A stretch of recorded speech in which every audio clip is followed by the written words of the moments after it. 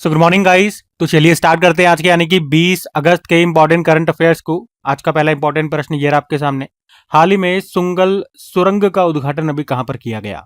तो सही उत्तर हो जाएगा जम्मू कश्मीर में। तो ये है सुंगल सुरंग। जम्मू कश्मीर में बनी एक बड़ी और महत्वपूर्ण सड़क सुरंग है ये। इसे बॉर्डर रोड ऑर्गेनाइजेशन ने बनाया है। और कहां पर बनी है अगर बात करें तो ये जम्मू पुंछ राष्ट्रीय राजमार्ग नेशनल हाईवे 144 ए पर बनी है। यह कालीधार पर्वत श्रृंखला के पास स्थित है। यह जम्मू को पुंछ से जोड़ने वाले रास्ते पर है। सुरंग की लंबाई की बात करें तो 2.79 किलोमीटर इसकी लंबाई है। 2 लेन ये सुरंग है और इस मार्ग पर बनाई जा रही 4 सुरंगों में ये सबसे लंबी है। बनाने में कितना रुपया लगा, लागत कितनी आई? तो लगभग 600 करोड़ रुपए। इसका निर्माण यानी कि बनना शुरू हुई थी सितंबर 2021 में। अब इसके बनने से क्या फायदा हुआ जो हर सुरंग के बनने से होता है? पहले पहाड़ी या घुमावदार रास्ते से जाना पड़ता था। अब सुरंग बनने के बाद जम्मू पुंछ की जो दूरी है लगभग 13 किलोमीटर कम होगी। यात्रा में समय भी बचेगा, लगभग 50 मिनट का समय बच जाएगा। रास्ता ज़्यादा सुरक्षित होगा, सुविधाजनक होगा और क्षेत्र को ऑल वेदर कनेक्टिविटी मिलेगी। हर सुरंग का यही काम होता है। तो हम यहाँ बात कर रहे हैं कौन सी? सुंगल सुरंग की। अच्छा, इसी तरह से कुछ और टनल्स हैं, कुछ और ब्रिजेज हैं, उसके प्रश्न मैं आपको करवाता हूं जो करंट अफेयर्स में बने हुए थे। अगर बात करें दुनिया की सबसे लंबी एक्सप्रेसवे सुरंग, ये चाइना ने बनाई है जिसकी लंबाई है 22.13 किलोमीटर। उस सुरंग का नाम रखा है तियानशान शेंगली सुरंग। और कश्मीर में जेडमोड सुरंग या सोनमर्ग सुरंग बनाई गई है जिसकी लंबाई 6.5 किलोमीटर लंबी ये सुरंग है। 2 लेन सुरंग है। भारत की सबसे लंबी रोड टनल ये कौन सी है? चेनानी नाशेरे सुरंग, जिसे डॉक्टर श्यामा प्रसाद मुखर्जी के नाम से भी जानते हो आप। जम्मू कश्मीर में ये आपको मिलेगी। और साथ ही ये एशिया की सबसे लंबी बाई डायरेक्शनल हाईवे टनल भी है जिसकी लंबाई है 9.28 किलोमीटर। अटल टनल, जिसे हम रोहतांग सुरंग के नाम से भी जानते हैं, ये हिमाचल प्रदेश में आपको मिलेगी और इसकी लंबाई है 9.02 किलोमीटर। बात करें ये 3000 मीटर या फिर 10,000 फुट की ऊंचाई पर भारत की सबसे लंबी हाईवे सुरंग है। देश का सबसे लंबा सी ब्रिज जिसे आप कहते हैं अटल सेतु, जिसकी लंबाई कितनी है? 21.8 किलोमीटर है। जगह मुंबई में है। और भारत का सबसे लंबा नदी पुल जिसे डॉक्टर भूपेन हजारिका या डोला सादिया ब्रिज भी कहते हैं, असम में है। लंबाई ये 9.15 किलोमीटर। ये असम और अरुणाचल प्रदेश को जोड़ता है। अच्छा, भारत की सबसे लंबी रेल सुरंग कहाँ पर बन रही है? तो आंसर होगा उत्तराखंड में।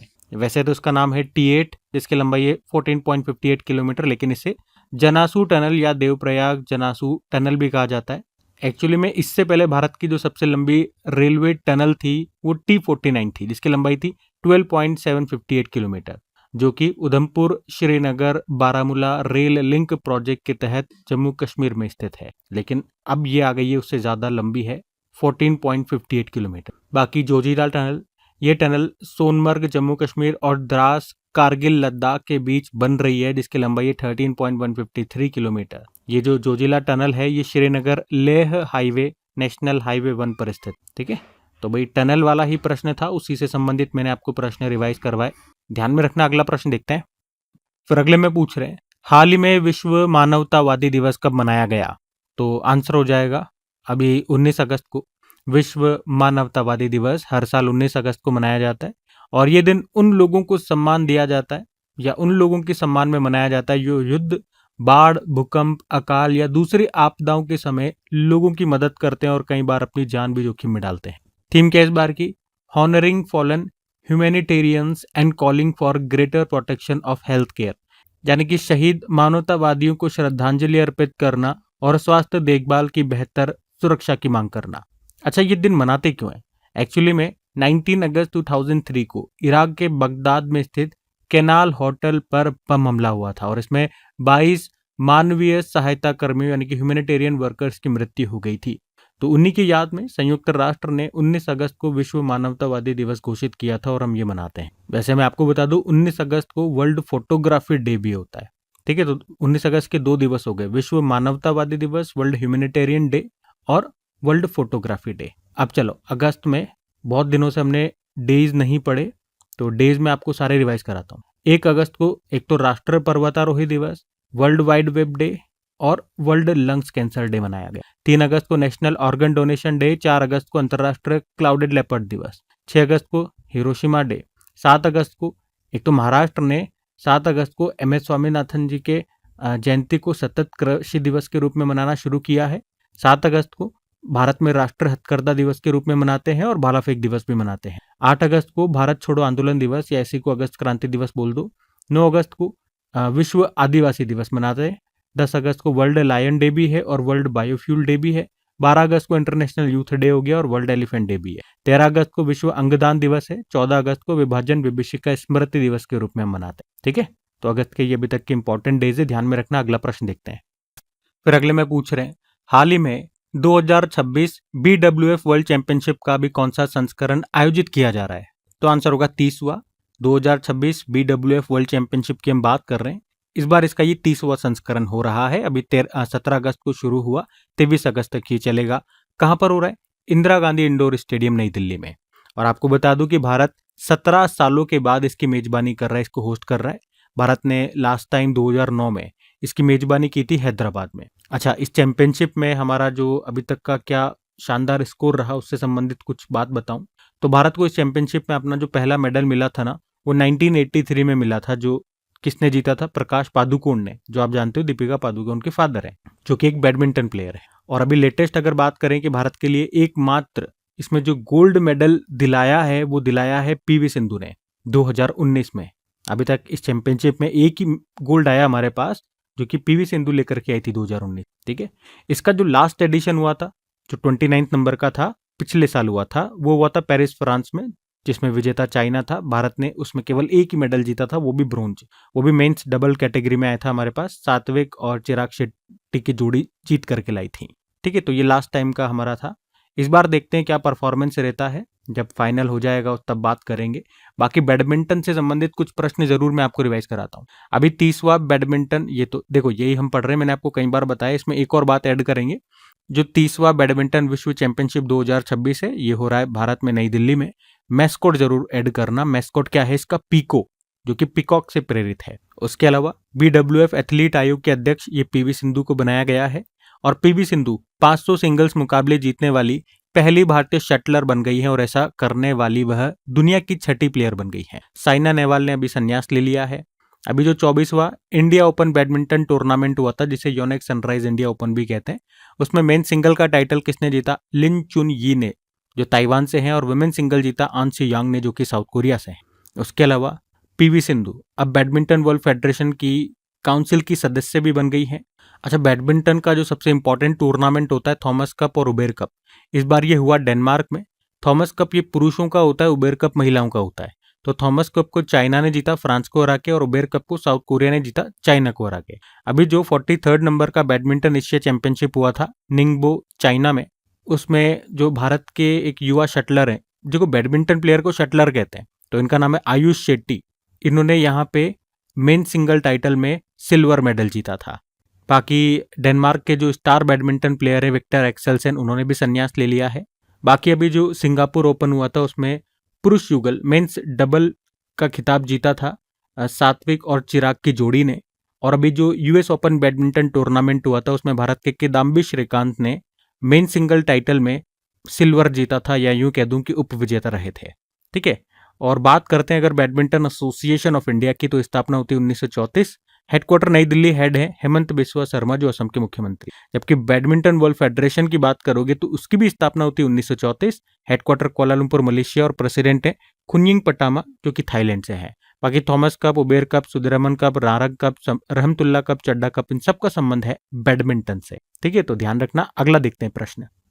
फिर अगले में पूछ रहे हैं, हाल ही में जल जीवन मिशन को 2026 में 7 साल पूरे हो गए। ये मिशन किस वर्ष शुरू किया गया था?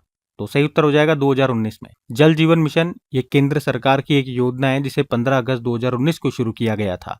जिसका उद्देश्य क्या है? गांव के हर घर तक नल के जरिए साफ पीने का पानी पहुंचाना। ठीक है, तो इसका मुख्य लक्ष्य यही था, हर ग्रामीण परिवार को नल का जो स्वच्छ पानी है, पीने का पानी, वो मिल सके। हर व्यक्ति को रोज लगभग 55 लीटर पानी उपलब्ध कराने का लक्ष्य रखा गया। पानी की गुणवत्ता, क्वालिटी भी अच्छी हो, और गांव के लोग खुद पानी की व्यवस्था और उसकी निगरानी में भाग लें। अच्छा, कौन सा मंत्रालय है इसके पीछे? जल शक्ति मंत्रालय है। अब आप पूछोगे कि भारत के जल शक्ति मंत्री कौन है, तो कौन है? CR पाटिल है। अब वैसे तो इसका टारगेट रखा गया था 2024 तक, लेकिन 2024 में टारगेट पूरा नहीं हुआ, तो फिर इस टारगेट को बढ़ा करके 2028 कर दिया गया है। ठीक है, तो अब इसका टारगेट है 2028। तो अभी इसको हमने प्रश्न क्या है हमारा कि 7 साल पूरे हो गए, कब? 15 अगस्त 2019। तो याद रखना है शुरू कब हुई थी, क्या इसका उद्देश्य है और टारगेट क्या है। बाकी देखो, जल से ही, वाटर से ही संबंधित कुछ प्रश्न मैं आपको करा रहा हूँ रिवाइज। जैसे डीआरडीओ ने सैनिकों के लिए पोर्टेबल जल शुद्धिकरण प्रणाली स्वदेश को बनाया था, जिसका काम क्या है, ये खारे पानी को मीठे पानी में बदल देगा।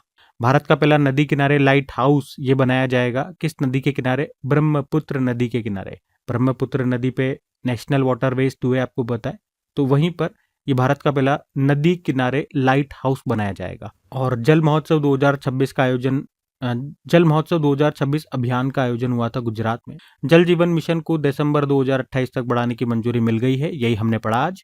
स्टॉकहोम वाटर प्राइज 2026 जीता है काव्य मदानी ने, ईरानी वैज्ञानिक हैं, इसे जल क्षेत्र का नोबेल पुरस्कार कहा जाता है। विश्व जल दिवस सम्मेलन 2026 ये मनाया गया नई दिल्ली में, जिसकी थीम थी जल के लिए उद्योग। वर्ल्ड वाटर डे होता है 22 मार्च को और इस बार की थीम थी वाटर एंड जेंडर। अहमदाबाद स्थित कांकरिया कोचिंग डिपो ये भारत का पहला जल तटस्थ रेलवे डिपो बन गया है। भारत का पहला national AI and digital water summit हुआ बेंगलुरु में। और जल शक्ति मंत्रालय और अनुसंधान नेशनल रिसर्च फाउंडेशन ने जल क्षेत्र के स्टार्टअप्स को सहायता देने के लिए भी कौन सा मिशन शुरू किया था? तो महाजल मिशन। ठीक है, तो जल से संबंधित ये सारी बातें ध्यान में रखें, जल है तो कल है। तो हम अगला प्रश्न देखते हैं। फिर अगले में पूछ रहे हैं, हाल ही में United Nation convention to combat desertification COP17 का आयोजन ये कहाँ पे किया जा रहा है? तो आंसर होगा मंगोलिया। तो संयुक्त राष्ट्र मरुस्थलीकरण रोकथाम कन्वेंशन का ये COP17 सम्मेलन है, जो अभी 17 अगस्त से लेकर 28 अगस्त तक हो रहा है। कहाँ पर? मंगोलिया की कैपिटल उलानबाटर में। और इसकी थीम क्या है? रिस्टोरिंग लैंड, रिस्टोरिंग होप, भूमि की बहाली, उम्मीद की बहाली। और आयोजन करने का इसका उद्देश्य क्या है? मरुस्थलीकरण, भूमि शरण और सूखे की चुनौतियों से निपटना। अच्छा, एक और बात यहाँ पे नोट करेंगे कि भारत ने इस समिट के दौरान अपनी पहली पुस्तक कह दो या गाइड कह दो, जिसका नाम है guide to grassland and other open natural ecosystem of India, इसको भी लॉन्च कर दिया। यह गाइड भारत के ग्रासलैंड्स और अन्य प्राकृतिक खुले क्षेत्रों के बारे में जानकारी देती है। तो है क्या ये पुस्तिका, ये गाइड है क्या? तो ये भारत के ग्रासलैंड्स और अन्य ओपन नेचुरल जो भी इकोसिस्टम्स हैं उनको समझने और पहचानने के लिए बनाई गई है।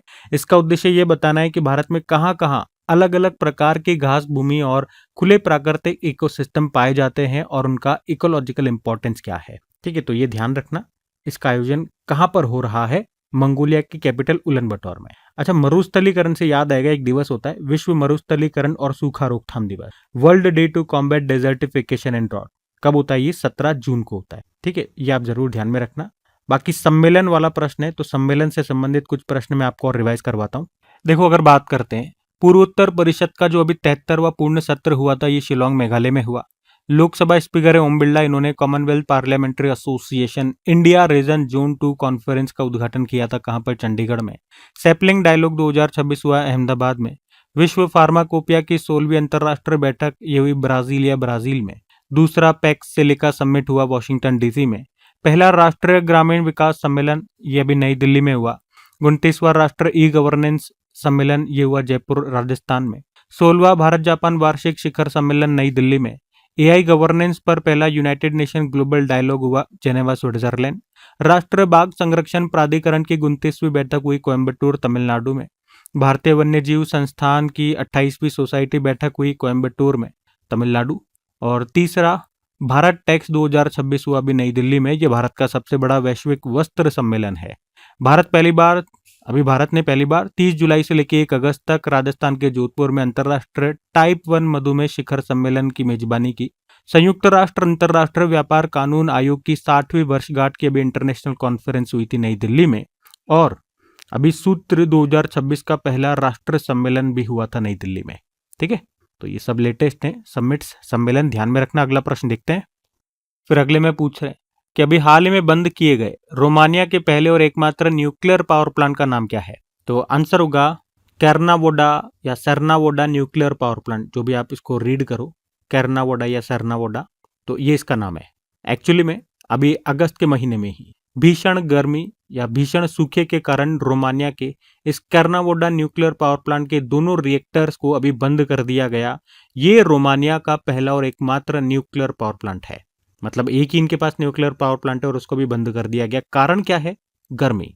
एक्चुअली इस कर्नावोडा न्यूक्लियर पावर प्लांट में 2 न्यूक्लियर रिएक्टर हैं और इस प्लांट का जो यूनिट नंबर 1 है वो 1996 में और यूनिट नंबर 2 है ये 2007 में शुरू हुआ था। लेकिन अभी यूनिट 1 को अभी जुलाई के महीने में बंद कर दिया और यूनिट 2 को अभी 13 अगस्त को इन्होंने बंद कर दिया। क्या कारण बताया? कि भैया कम बारिश और ज़्यादा गर्मी के कारण जो पास में से डैन्यूब नदी निकल रही है उसका वाटर लेवल बहुत कम हो गया, जिससे रिएक्टर्स को जो कूलिंग के लिए पर्याप्त पानी चाहिए होता था वो नहीं मिल रहा। जब पानी नहीं मिल रहा तो फिर कैसे चलेगा वो, तो इसलिए इनको दोनों रिएक्टर्स को सुरक्षित तरीके से बंद करना पड़ा। मैं आपको रोमानिया ले चलता हूँ। तो ये रहा मैप में रोमानिया। कैपिटल बुखारेस्ट है, करेंसी है रोमानियन लीव, प्रेसिडेंट है नुक्सोर्डैन। अच्छा, न्यूक्लियर पावर प्लांट से पहले हम रिवाइज कर लेते हैं कि भारत में वर्तमान में कौन कौन से जो न्यूक्लियर पावर प्लांट्स हैं जो रनिंग में है। वो काकरापार एटॉमिक पावर स्टेशन या न्यूक्लियर पावर प्लांट बोल दो। काकरापार कहाँ पर है? गुजरात में है। कनाडा की मदद से बनाया था इसको। और कलपक्कम जो न्यूक्लियर पावर प्लांट है ये तमिलनाडु में है। नारोरा एटॉमिक पावर स्टेशन या न्यूक्लियर पावर प्लांट बोल दो, उत्तर प्रदेश में है, यूएसएसआर की मदद से बना। Kiger nuclear power plant Karnataka में है। राजस्थान का जो आरएपीपी जिसे बोलते हैं, राजस्थान एटॉमिक पावर प्लांट, ये राजस्थान में है, रावतभाटा में। ये कनाडा की मदद से बना था। Tarapur nuclear power plant Maharashtra में है, अमेरिका के मदद से। और कुडनकुलम न्यूक्लियर पावर प्लांट ये तमिलनाडु में। तमिलनाडु में 2 न्यूक्लियर पावर प्लांट है हमारे पास, कलपक्कम और ये कुडनकुलम। ठीक है, अब कुछ और करंट अफेयर्स के प्रश्न भी देखो आप। अभी परमाणु ऊर्जा नियामक board, atomic energy regulatory board के जो नए अध्यक्ष बने थे उनका नाम क्या है? ए.के. बालासुब्रमण्यम। भारत सरकार विशाखापट्टनम में एक high energy proton accelerator system को स्थापित करेगी। कहाँ पे? विशाखापट्टनम में। और भारत में कहाँ स्वदेशी प्रोटोटाइप फास्ट ब्रीडर रिएक्टर शुरू हुआ? Kalpakkam nuclear power plant Tamil Nadu में। दुनिया का पहला स्थायी परमाणु अपशिष्ट भंडार किस देश के द्वारा बनाया गया? तो आंसर होगा फिनलैंड। परमाणु ऊर्जा आयोग के अध्यक्ष कौन है? अजीत कुमार मोहंती हैं और इनका कार्यकाल अभी 1 साल के लिए बढ़ाया गया। दुनिया की पहली कार्यशील न्यूक्लियर क्लॉक किस आइसोटॉप पर आधारित है? थोरियम 229। भारत का पहला परमाणु इंजीनियरिंग डिजाइन उत्कृष्टता केंद्र कहां पर स्थापित किया जाएगा? आईआईटी हैदराबाद। भारत ने दुनिया की पहली ऐसी हाइड्रोजन उत्पादन सुविधा शुरू की है जो परमाणु रिएक्टर की गर्मी यानी कि हीट का उपयोग करके हाइड्रोजन गैस बनाती है। कहां पर?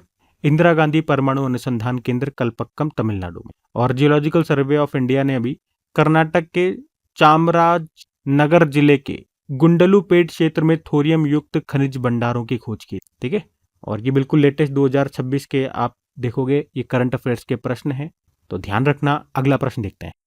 फिर अगले में पूछ रहे हैं कि अभी हाल ही में तमिलनाडु सरकार ने तीसरी संतान के जन्म पर महिला सरकारी कर्मचारियों के मातृत्व अवकाश को कितने समय का करने की अभी घोषणा की है? तो आंसर होगा पूरा 1 साल, 365 दिन।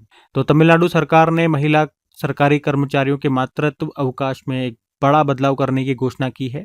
एक्चुअली में पहले क्या होता था, तीसरी संतान होने पर जो सरकारी जो महिला कर्मचारी होती थी उनको केवल 12 सप्ताह यानी कि लगभग 3 महीने का जो मातृत्व अवकाश है वो मिलता था। लेकिन अब तीसरी संतान होने पर भी उनको पूरे 1 साल का मातृत्व अवकाश दिया जाएगा।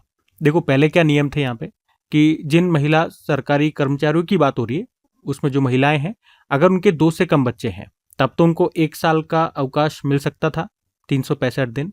किस कंडीशन में? अगर उनके 2 या 2 से कम बच्चे हैं, मतलब या तो पहला बच्चा हुआ हो या दूसरा बच्चा हुआ हो, उसी कंडीशन में। लेकिन अगर 2 या 2 से ज्यादा बच्चे हो रहे हैं या तीसरा हो गया, चौथा हो गया, तो उस कंडीशन में केवल 3 महीने की उनको छुट्टी मिलती थी। लेकिन अब कहा गया कि तीसरी संतान भी हो रही है तो उस मामले में भी आपको 1 साल का अवकाश दिया जाएगा।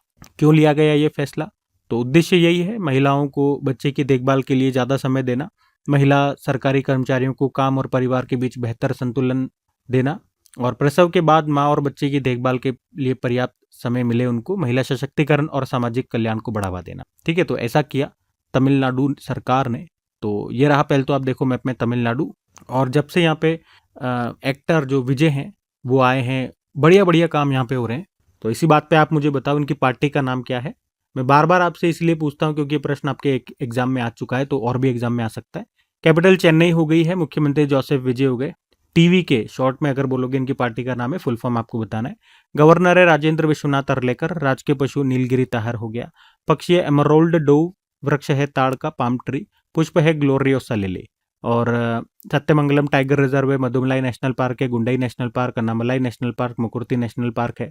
क्लासिकल डांस भरतनाट्यम हो गया, हमने अभी पढ़ा। 2 न्यूक्लियर पावर प्लांट भी इनके पास, कुडनकुलम और कल्पक्कम। तमिल जो है ये शास्त्रीय भाषा का दर्जा पाने वाली पहली भारतीय भाषा है। और तमिलनाडु के जो समुद्री तट है उसको क्या कहते हैं, कोरोमंडल तट।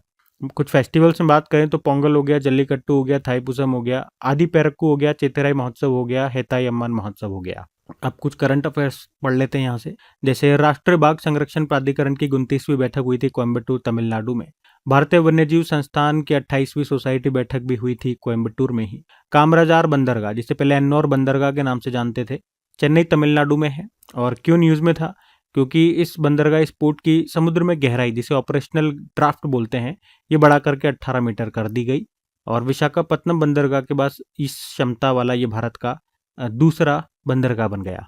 और तमिलनाडु के कुड्डालोर जिले का किलाई गांव, ये राज्य का पहला पूरी तरह से तैयार जलवायु लचीला क्लाइमेट रेजिलिएंट गांव बना।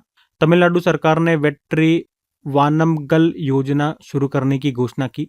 उसके अलावा तमिलनाडु के पोलाची के किसान हैं वल्लुवन, इनको संयुक्त राष्ट्र के खाद्य और कृषि संगठन फूड एग्रीकल्चर ऑर्गेनाइजेशन ने मृदा किसान नायक पुरस्कार से सम्मानित किया।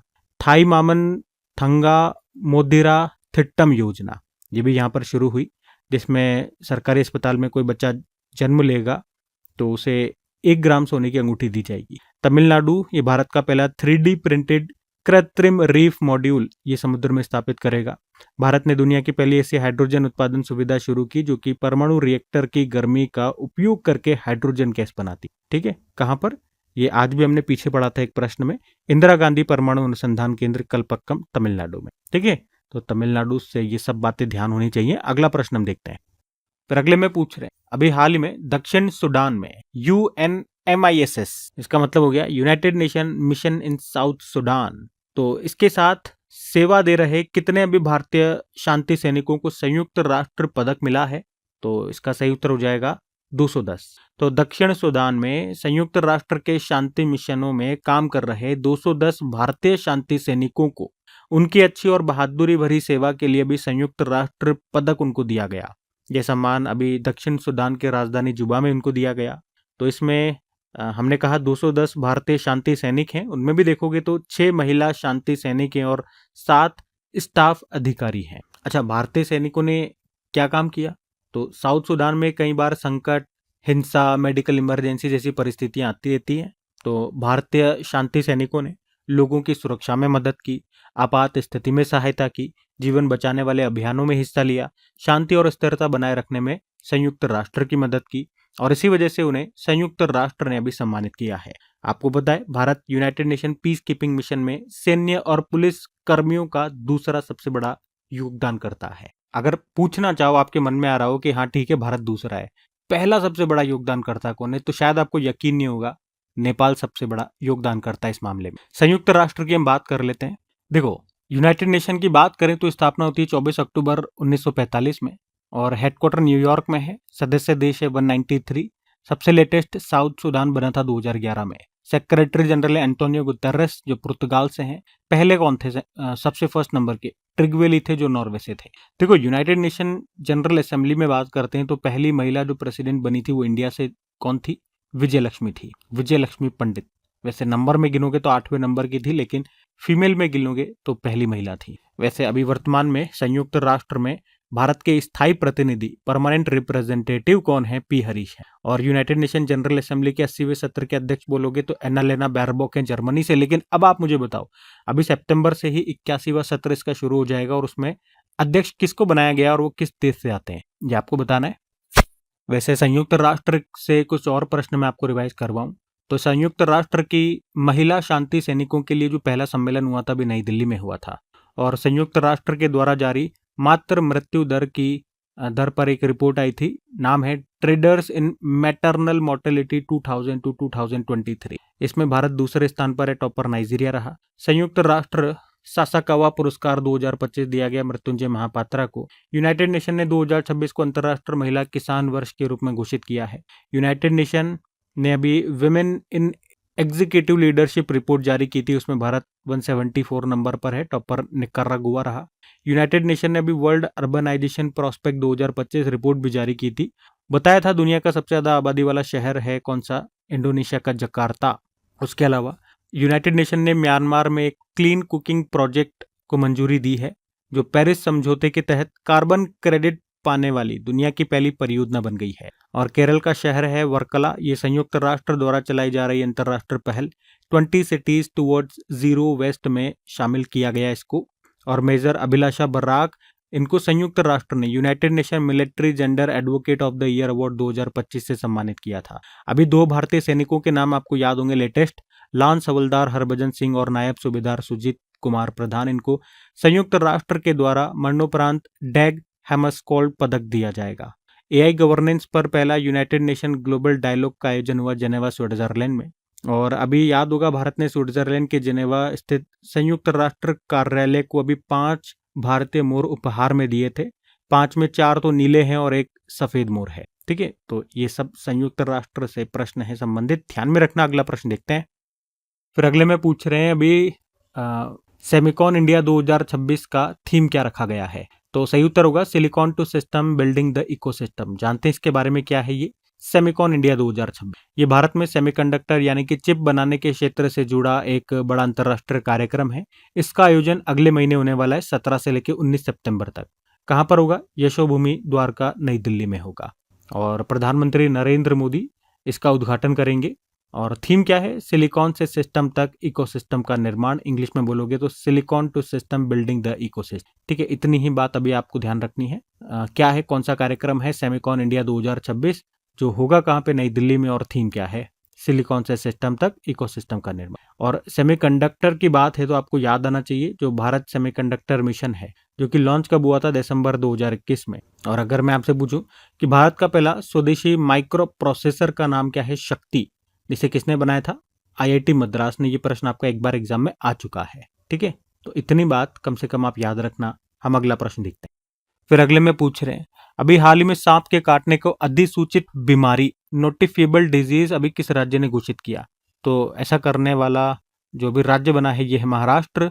तो महाराष्ट्र सरकार ने अभी सांप के काटने को अभी अधिसूचित बीमारी नोटिफिएबल डिजीज घोषित कर दिया। इसका सीधा सा मतलब है अगर किसी व्यक्ति को सांप काटता है तो अस्पताल या जो भी स्वास्थ्य कर्मी है उनको इसकी जानकारी सरकार को देनी होगी। यह नियम अभी 18 अगस्त से लागू हो गया है। और ऐसा करने से फायदा क्या होगा? पहले सांप के काटने के मामले का पूरा रिकॉर्ड सरकार के पास नहीं पहुंच पाता था, लेकिन अब हर मामले की जानकारी सरकार के पास पहुंचेगी। तो इससे सरकार को ये पता लगेगा या सरकार के पास ये डेटा होगा कि कितने लोगों को सांप ने काटा है। ज़रूरत वाले क्षेत्रों में फिर इलाज की व्यवस्था बेहतर कर सकेगी सरकार। एंटी स्नेक वेनम यानी कि सांप के जहर का इलाज करने वाली जो दवा होती है उसकी पर्याप्त उपलब्धता रख सकेगी। गंभीर मरीज को जल्दी इलाज दिलाने में मदद मिलेगी। लोगों को सांप के काटने से बचाव और प्राथमिक उपचार के बारे में जागरूकता अभियान चलाए जा सके। तो ये इसका मतलब होता है। बात महाराष्ट्र की हो रही है तो ये रहा मैप में महाराष्ट्र। कैपिटल मुंबई है। मुख्यमंत्री हैं देवेंद्र फडणवीस। डेप्यूटी सीएम एकनाथ शिंदे और सुनेत्रा पवार हैं। गवर्नर हैं जिष्णुदेव वर्मा। बाकी देखो, बात करें अगर हिंदुस्तान यूनिलीवर लिमिटेड ने देश में पहली fragrance R&D research and development facility का उद्घाटन किया था मुंबई में। महाराष्ट्र सरकार ने नागपुर में लगभग 300 करोड़ रुपए की लागत से हाई एनर्जी मेडिकल साइक्लोट्रॉन परियोजना स्थापित करने को मंजूरी दे दी है। केंद्रीय गृह मंत्री जो अमित शाह हैं इन्होंने कोल्हापुर के प्रसिद्ध अंबाबाई मंदिर विकास परियोजना का उद्घाटन किया। भारत का पहला ऑफशोर एयरपोर्ट ये बनेगा महाराष्ट्र के पालघर जिले के समुद्र में। और केंद्रीय वित्त मंत्री निर्मला सीतारमण ने अभी मुंबई के नरीमन पॉइंट में आयकर विभाग की 13 मंजिला एक इमारत का उद्घाटन किया जिसका नाम है आयकर सिंधु। अभी ब्रिक्स वेव बाजार जो कि एक अंतर्राष्ट्रीय बिजनेस और नेटवर्किंग कार्यक्रम है ये भी आयोजित हुआ था अभी मुंबई में ही। और महाराष्ट्र सरकार ये भारत का पहला AI आधारित पक्षी अभ्यारण्य बना रही है। कहाँ पे? ठाणे क्रीक फ्लेमिंगो अभ्यारण्य में। और याद रखना ये भारत का पहला फ्लेमिंगो अभ्यारण्य है। ठीक है, तो प्रश्न यहाँ से भी आ सकता है स्टैटिक बन के, ध्यान रखना ये पॉइंट। अगला प्रश्न देखते हैं। तो कल पहला प्रश्न क्या पूछा था? राष्ट्रीय खेल पुरस्कार 2025 में कितने खिलाड़ियों को अर्जुन पुरस्कार के लिए चुना गया? तो आंसर होगा 17 खिलाड़ियों को। फिर पूछा एशियाई जूनियर ब्लिट्ज शतरंज चैंपियनशिप 2026 का आयोजन ये किया गया कहाँ पर? तो आंसर होगा मुंबई में किया गया। फिर पूछा कि अभी एयरटेल पेमेंट बैंक की नई अध्यक्ष बन गई हैं कौन? शबनम सिन्हा। और जनरल धीरज सेठ जो हमारे आर्मी चीफ हैं इनको किस देश की सेना का मानद जनरल बनाया गया? तो आंसर होगा नेपाल। फिर पूछा कि भारत के पहले 14D वर्चुअल चिड़ियाघर और डिजिटल जंगल सफारी का उद्घाटन किस शहर में किया गया? तो ये किया गया अभी मध्य प्रदेश के इंदौर में। JSW न्यू एनर्जी ने 920 मेगावाट की पुनात सांगचू थर्ड जल विद्युत परियोजना के लिए किस देश के साथ अभी समझौता किया? तो आंसर होगा भूटान। फिर पूछा पाकिस्तान ने मुंबई के किन 2 डॉक्टरों को निशान ए इम्तियाज देने का फैसला किया? तो वो हैं डॉक्टर जल रतनजी पटेल और डॉक्टर जल धायभोकू। फिर अगले में पूछ रहे हैं टेस्ट क्रिकेट में 4000 प्लस रन और 350 से ज्यादा विकेट लेने वाले अभी रविंद्र जडेजा भारत के कौन से खिलाड़ी बन गए? तो कपिल देव के बाद ये दूसरे भारतीय खिलाड़ी बन गए ऐसा करने वाले। फिर पूछ रहे हैं यूके की रोल्स रॉयस कंपनी ने भारत के फाइटर जेट इंजन के लिए किस निजी कंपनी के साथ समझौता किया? तो आंसर होगा रिलायंस ग्रुप। मुख्य चुनाव आयुक्त ज्ञानेश कुमार जी ने अभी इलेक्ट्रल लिटरेसी क्लब 2.0 को लॉन्च किया कहां पर? तो आंसर होगा पटना बिहार में। बाकी चलो कल के करंट अफेयर्स का भी हम क्विक रिवीजन कर लेते हैं और सेशन एंड करते हैं। तो कल आपसे पूछा था कि संयुक्त राष्ट्र के SDG इंडेक्स 2026 में भारत को क्या रैंक मिली है? तो आंसर होगा 94। आप सभी ने प्रश्न का बिल्कुल सही उत्तर दिया। अब ये आज का आपका होमवर्क प्रश्न।